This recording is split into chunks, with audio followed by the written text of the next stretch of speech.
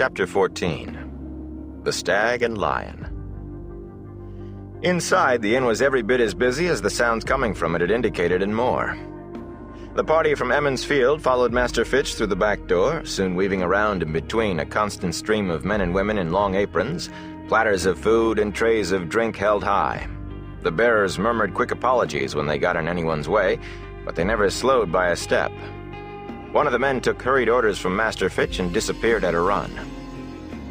"The inn is near full, I'm afraid," the innkeeper told Moraine. "Almost to the rafters. Every inn in the town is the same. With the winter we just had, well, as soon as it cleared enough for them to get down out of the mountains, we were inundated. Yes, that's the word, inundated by men from the mines and smelters. All telling the most horrible tales. Wolves, and worse. The kind of tales men tell when they've been cooped up all winter. I can't think there's anyone left up there at all. We have that many here. But never fear. Things may be a little crowded, but I'll do my best by you and Master Andra. And your friends, too, of course." He glanced curiously once or twice at Rand and the others. Except for Tom, their clothes named them country folk, and Tom's gleeman's cloak made him a strange traveling companion as well for Mistress Alice and Master Andra.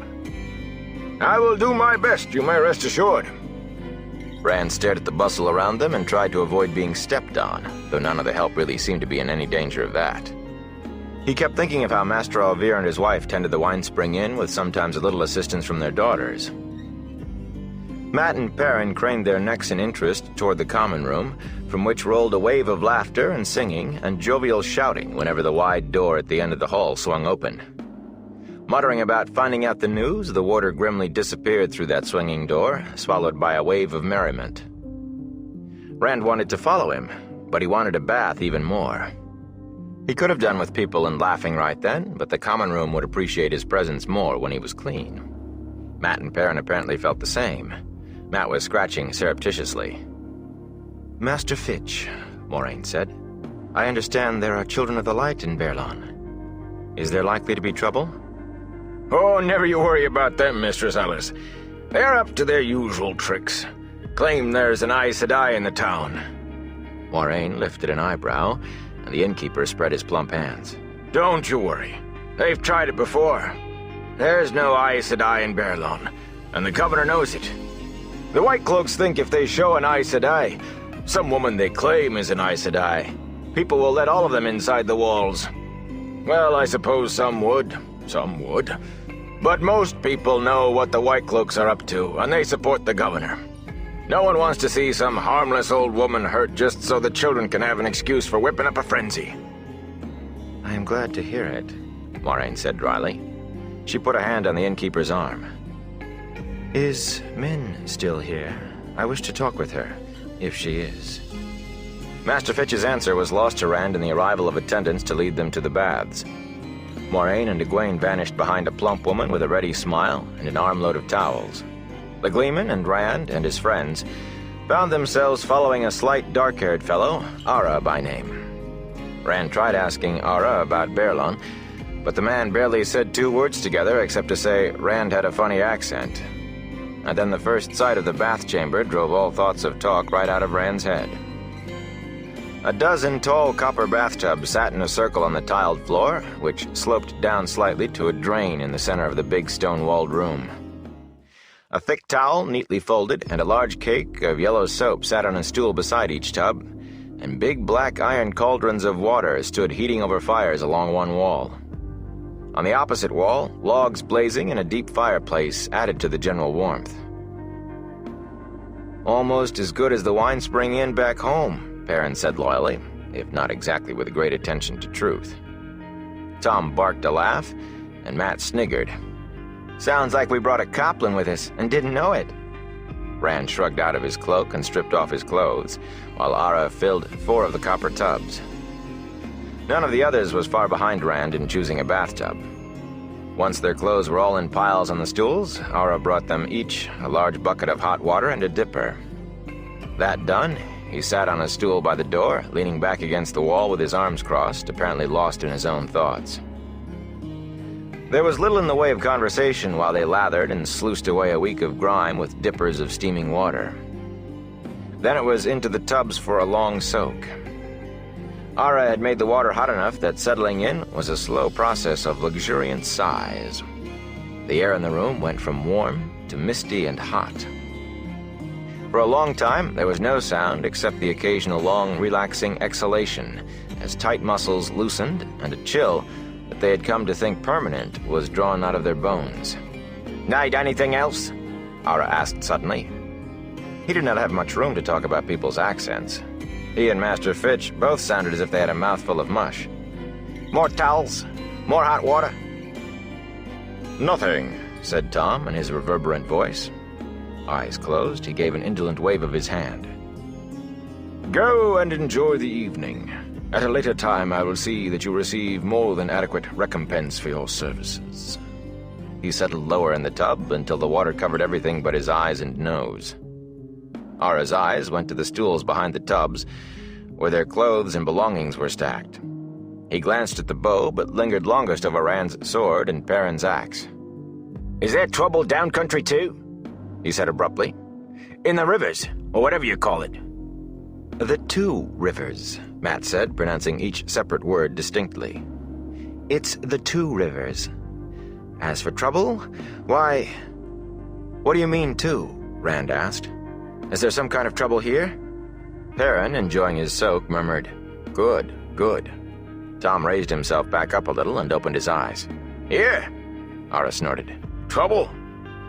Miners having fistfights in the streets in the dark of the morning aren't trouble. Or..." He stopped and eyed them a moment. "I meant the Gila Dawn kind of trouble," he said finally. "No, I suppose not. Nothing but sheep down country, is there? No offense. I just meant it's quiet down there. Still, it's been a strange winter. Strange things in the mountains. I heard the other day there were Trollocs up in Saldaia. But that's the borderlands then, isn't it?" He finished with his mouth still open. Then he snapped it shut, appearing surprised that he had said so much. Rand had tensed at the word Trollocs and tried to hide it by wringing his washcloth out over his head. As the fellow went on, he relaxed. But not everyone kept his mouth shut. "Trollocs?" Matt chortled. Rand splashed water at him, but Matt just wiped it off of his face with a grin. "You just let me tell you about Trollocs." For the first time since climbing into his tub, Tom spoke. "Why don't you not? I'm a little tired of hearing my own stories back from you." "He's a gleeman," Perrin said, and Ara gave him a scornful look. "I saw the cloak. You going to perform?" "Just a minute," Matt protested. "What's this about me telling Tom stories? Are you all..." "You just don't tell them as well as Tom," Rand cut him off hastily, and Perrin hopped in. "You keep adding in things, trying to make it better, and they never do. And you get it all mixed up, too," Rand added. "Best leave it to Tom." They were all talking so fast that Ara stared at them with his mouth hanging open. Matt stared too, as if everyone else had suddenly gone crazy. Rand wondered how to shut him up, short of jumping on him. The door banged open to admit Lan, brown cloak slung over one shoulder, along with a gust of cooler air that momentarily thinned the mist. "Well," the warder said, rubbing his hands, "this is what I have been waiting for." Ara picked up a bucket, but Lan waved it away. "No, I will see to myself." Dropping his cloak on one of the stools, he bundled the bath attendant out of the room, despite the fellow's protests, and shut the door firmly after him. He waited there a moment, his head cocked to listen, and when he turned back to the rest of them, his voice was stony and his eyes stabbed at Matt. "It's a good thing I got back when I did, farm boy. Don't you listen to what you are told?" "I didn't do anything," Matt protested. "I was just going to tell him about the Trollocs, not about..." He stopped and leaned back from the warder's eyes, flat against the back of the tub. "Don't talk about Trollocs," Lan said grimly. "Don't even think about Trollocs." With an angry snort, he began filling himself a bathtub. "Blood and ashes. You had better remember the Dark One has eyes and ears where you least expect. And if the Children of the Light heard Trollocs were after you, they'd be burning to get their hands on you. To them, it would be as much as naming you Dark Friend. It may not be what you are used to, but until we get where we are going, keep your trust small unless Mistress Alice or I tell you differently." At his emphasis on the name Moraine was using, Matt flinched. "There was something that fellow wouldn't tell us," Rand said. "Something he thought was trouble, but he wouldn't say what it was." "Probably the children," Lan said, pouring more hot water into his tub. "Most people consider them trouble. Some don't, though. And he did not know you well enough to risk it. You might have gone running to the White Cloaks for all he knew." Rand shook his head. This place already sounded worse than Tarn Ferry could possibly be. "He said there were Trollocs in Saldaea, wasn't it?" Perrin said. Lan hurled his empty bucket to the floor with a crash. "You will talk about it, won't you? There are always Trollocs in the borderlands, blacksmith. Just you put it in the front of your mind that we want no more attention than mice in a field. Concentrate on that. Moraine wants to get you all to Tar Valon alive, and I will do it if it can be done. But if you bring any harm to her..." The rest of their bathing was done in silence, and dressing afterwards, too. When they left the bath chamber, Moraine was standing at the end of the hall with a slender girl not much taller than herself. At least Rand thought it was a girl, though her dark hair was cut short and she wore a man's shirt and trousers. Moraine said something, and the girl looked at the men sharply, then nodded to Moraine and hurried away. "Well now," Moraine said as they drew closer, "I am sure a bath has given you all an appetite. Master Fitch has given us a private dining room." She talked on inconsequentially as she turned to lead the way, about their rooms and the crowding in the town, and how the innkeeper hoped Tom would favor the common room with some music and a story or two. She never mentioned the girl, if girl it had been. The private dining room had a polished oak table with a dozen chairs around it, and a thick rug on the floor. As they entered, Egwene, freshly gleaming hair combed out around her shoulders, turned from warming her hands at the fire crackling on the hearth. Rand had had plenty of time for thought during the long silence in the bath chamber. Lan's constant admonitions not to trust anyone, and especially Ara being afraid to trust them, had made him think of just how alone they really were. It seemed they could not trust anyone but themselves, and he was still not too sure how far they could trust Moraine or Lan. Just themselves. And Egwene was still Egwene. Moraine said it would have happened to her anyway, this touching the true source. She had no control over it, and that meant it was not her fault. And she was still Egwene. He opened his mouth to apologize, but Egwene stiffened and turned her back before he could get a word out. Staring sullenly at her back, he swallowed what he was going to say. "All right, then. If she wants to be like that, there's nothing I can do." Master Fitch bustled in then, followed by 4 women in white aprons as long as his, with a platter holding 3 roasted chickens, and others bearing silver and pottery dishes and covered bowls. The women began setting the table immediately, while the innkeeper bowed to Moraine. My apologies, Mistress Alice, for making you wait like this, but with so many people in the inn, it's a wonder anybody gets served at all. I'm afraid the food isn't what it should be either. Just the chickens and some turnips and hen peas with a little cheese for after. No, it just isn't what it should be. I truly do apologize. "A feast," Moraine smiled. "For these troubled times, a feast indeed, Master Fitch." The innkeeper bowed again. His wispy hair, sticking out in all directions as if he constantly ran his hands through it, made the bow comical. But his grin was so pleasant that anyone who laughed would be laughing with him, not at him. My thanks, Mistress Alice, my thanks. As he straightened, he frowned and wiped an imagined bit of dust from the table with a corner of his apron. It isn't what I would have laid before you a year ago, of course. Not nearly. The winter. Yes, the winter. My cellars are emptying out and the market is all but bare. And who can blame the farm folk? Who?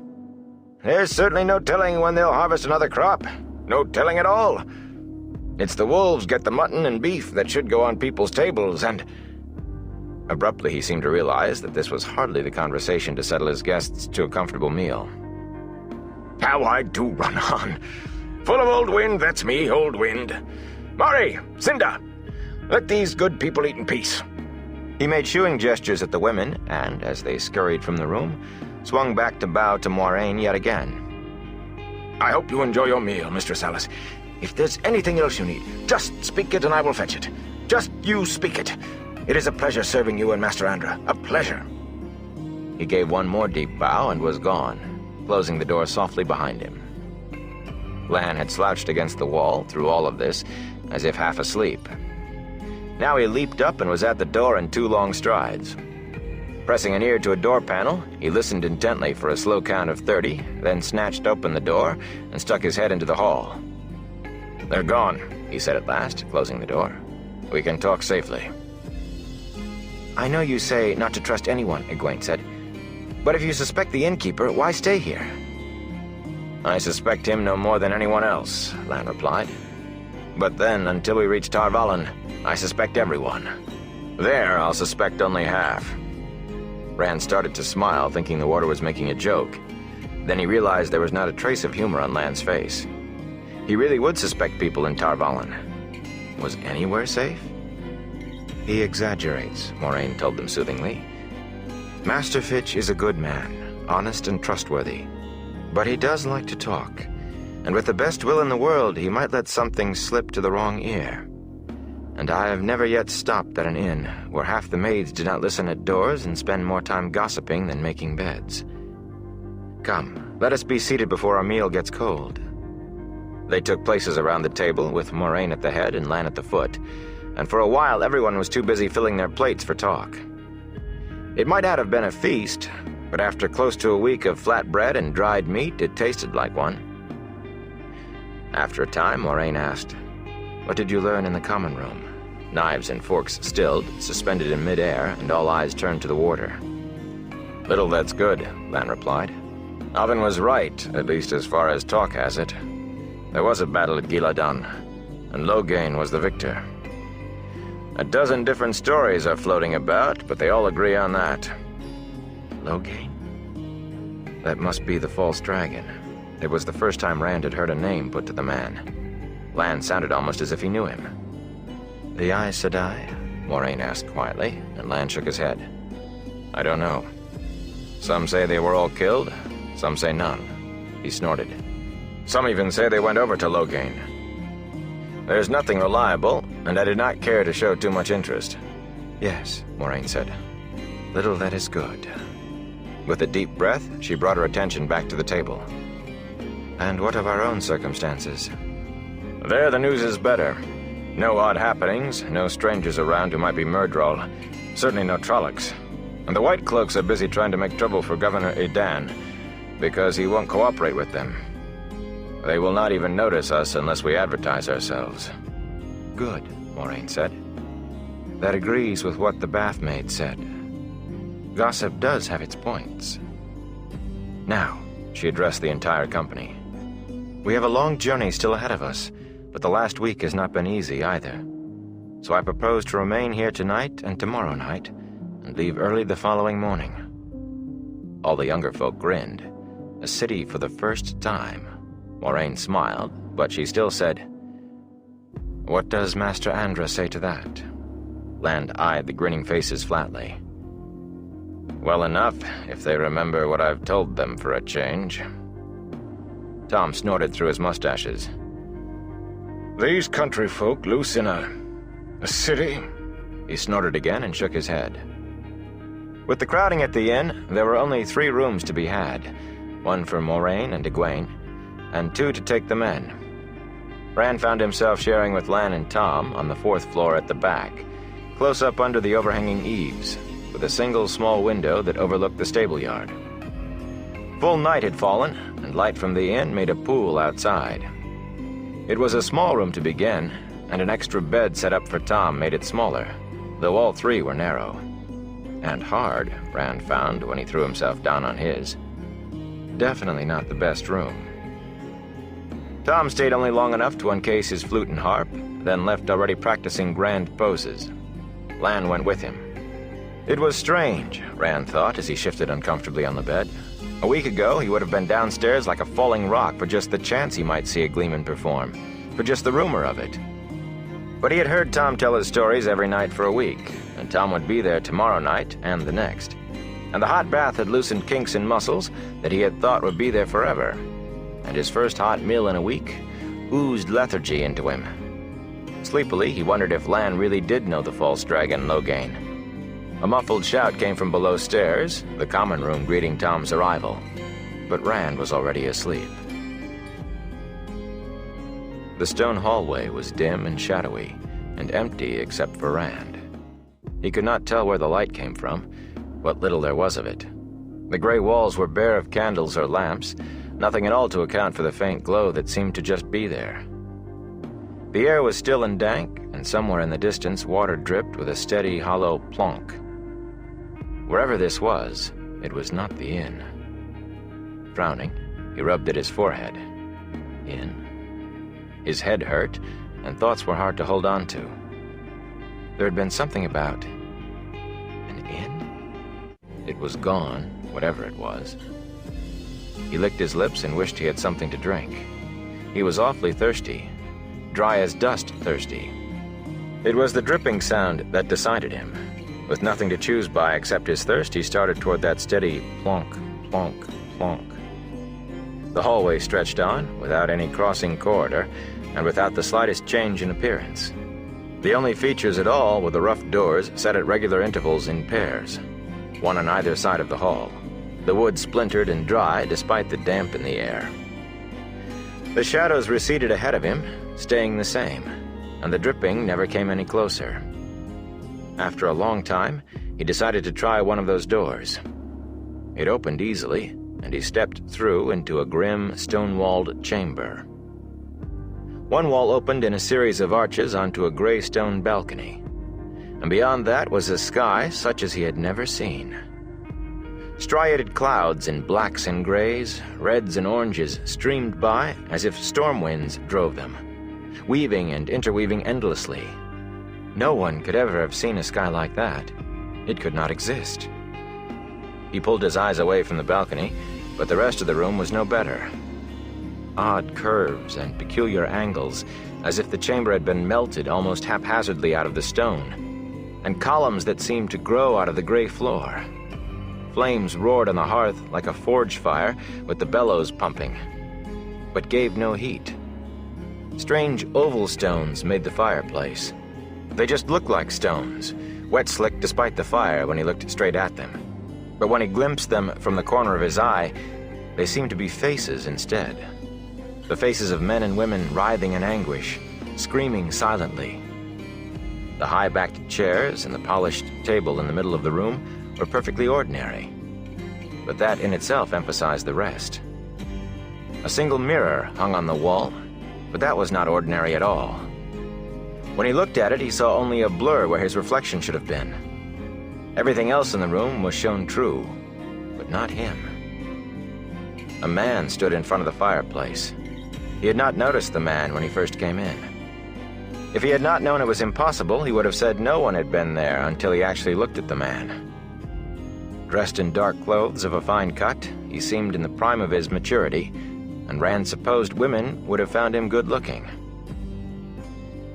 "Once more we meet face to face," the man said, and just for an instant his mouth and eyes became openings into endless caverns of flame. With a yell, Rand hurled himself backwards out of the room, so hard that he stumbled across the hall and banged into the door there, knocking it open. He twisted and grabbed at the door handle to keep from falling to the floor, and found himself staring wide-eyed into a stone room with an impossible sky through the arches leading to a balcony and a fireplace. "You cannot get away from me that easily," the man said. Rand twisted, scrambling back out of the room, trying to regain his feet without slowing down. This time there was no corridor. He froze, half-crouched, not far from the polished table, and looked at the man by the fireplace. It was better than looking at the fireplace stones or at the sky. "This is a dream," he said as he straightened. Behind him he heard the click of the door closing. "It's some kind of nightmare." He shut his eyes, thinking about waking up. When he was a child, the wisdom had said if you could do that in a nightmare, it would go away. The wisdom? What? If only his thoughts would stop sliding away. If only his head would stop hurting. Then he could think straight. He opened his eyes again. The room was still as it had been, the balcony, the sky. the man by the fireplace. "Is it a dream?" the man said. "Does it matter?" Once again, for a moment, his mouth and eyes became peepholes into a furnace that seemed to stretch forever. His voice did not change. He did not seem to notice it happening at all. Rand jumped a little this time, but managed to keep from yelling. "This is a dream. It has to be." All the same, he stepped backwards all the way to the door, never taking his eyes off the fellow by the fire, and tried the handle. It did not move. The door was locked. "You seem thirsty," the man by the fire said. "Drink."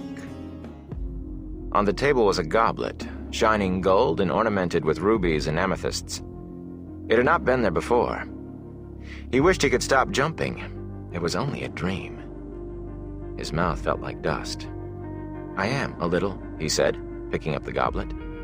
The man leaned forward intently, one hand on the back of a chair, watching him. The smell of spiced wine drove home to Rand just how thirsty he was, as if he had had nothing to drink in days. "Have I?" With the wine halfway to his mouth, he stopped. Whispers of smoke were rising from the chair back between the man's fingers, and those eyes watched him so sharply, flickering rapidly in and out of flames. Rand licked his lips and put the wine back on the table untasted. "I'm not as thirsty as I thought." The man straightened abruptly, his face without expression. His disappointment could not have been more plain if he had cursed. Rand wondered what was in the wine. But that was a stupid question, of course. This was all a dream. Then why won't it stop? "What do you want?" he demanded. "Who are you?" Flames rose in the man's eyes and mouth. Rand thought he could hear them roar. "Some call me Baalzaman." Rand found himself facing the door, jerking frantically at the handle. All thought of dreams had vanished. The Dark One. The door handle would not budge, but he kept twisting. "Are you the one?" Baalzaman said suddenly. "You cannot hide it from me forever. You cannot even hide yourself from me. Not on the highest mountain or in the deepest cave. I know you down to the smallest hair." Rand turned to face the man, to face Baalzaman. He swallowed hard. A nightmare. He reached back to give the door handle one last pull, then stood up straighter. "Are you expecting glory?" Baalzaman said. "Power? Did they tell you the eye of the world would serve you? What glory or power is there for a puppet? The strings that move you have been centuries weaving. Your father was chosen by the White Tower, like a stallion roped and led to his business. Your mother was no more than a broodmare to their plans. And those plans lead to your death." Rand's hands knotted in fists. "My father is a good man. My mother was a good woman. Don't you talk about them." The flames laughed. "So there is some spirit in you after all. Perhaps you are the one. Little good it will do you. The Amerlin seat will use you until you are consumed, just as Davian was used, and Yorian Stonebow, and Gwer Amalasan, and Rowland Darksbane. Just as Loghain is being used. Used until there is nothing left of you." "I don't know." Rand swung his head from side to side. That one moment of clear thinking, born in anger, was gone. Even as he groped for it again, he could not remember how he had reached it the first time. His thoughts spun around and around. He seized one like a raft in the whirlpool. He forced the words out, his voice strengthening the further he went. "You are bound in Sheol Ghul. You and all the Forsaken. Bound by the Creator until the end of time." "The end of time," Baalzaman mocked. "You live like a beetle under a rock, and you think your slime is the universe. The death of time will bring me power such as you could not dream of, worm. You are bound. Fool! I have never been bound."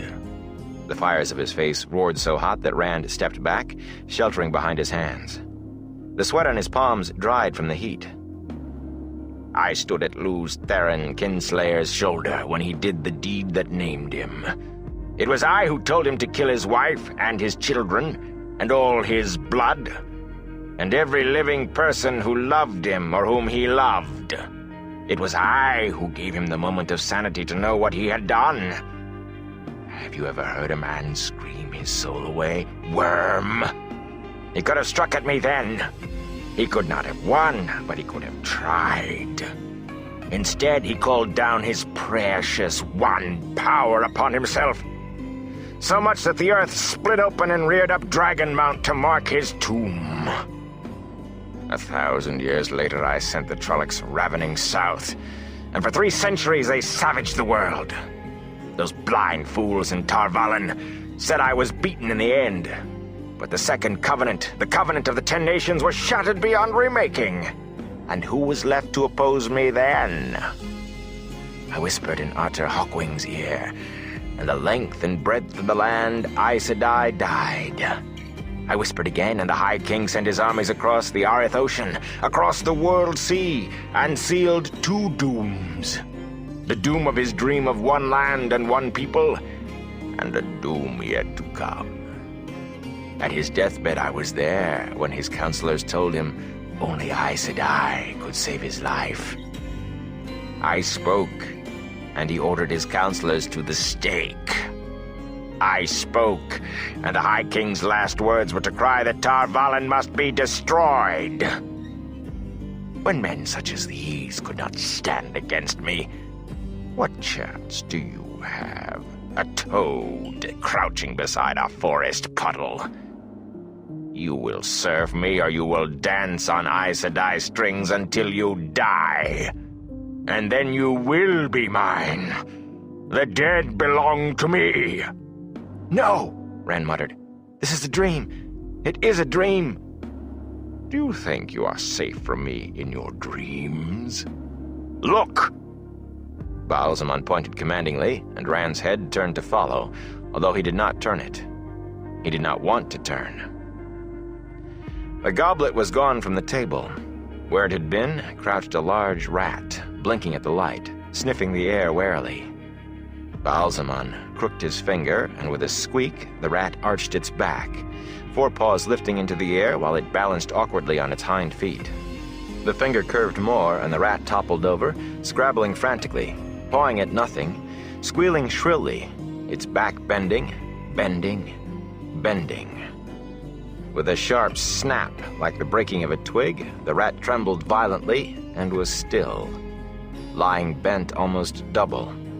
Rand swallowed. Anything can happen in a dream, he mumbled. Without looking, he swung his fist back against the door again. His hand hurt, but he still did not wake up. Then go to the Aes Sedai. Go to the White Tower and tell them. Tell the Amerlin seat of this dream. The man laughed. Rand felt the heat of the flames on his face. That is one way to escape them. They will not use you then. No, not when they know that I know. But will they let you live to spread the tale of what they do? Are you a big enough fool to believe they will?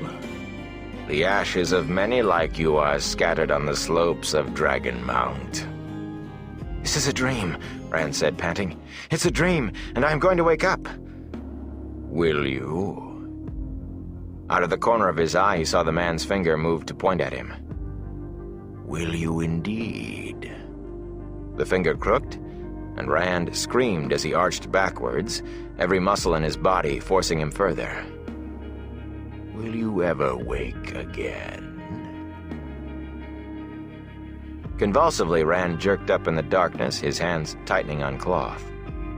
A blanket. Pale moonlight shone through the single window. The shadowed shapes of the other 2 beds. A snore from one of them, like canvas ripping. Tom Maryland. A few coals gleamed among the ashes on the hearth. It had been a dream, then, like that nightmare in the Winespring Inn the day of Beltane. Everything that he had heard and done all jumbled in together with old tales and nonsense from nowhere. He pulled the blanket up around his shoulders, but it was not cold that made him shake. His head hurt, too. Perhaps Moraine could do something to stop these dreams. She said she could help with nightmares. With a snort, he lay back. Were the dreams really bad enough for him to ask the help of an Aes Sedai? On the other hand, could anything he did now get him in any deeper? He had left the Two Rivers, come away with an Aes Sedai. But there had not been any choice, of course. So did he have any choice but to trust her? An Aes Sedai. It was as bad as the dreams, thinking about it. He huddled under his blanket, trying to find the calmness of the void the way Tam had taught him. But sleep was a long time returning.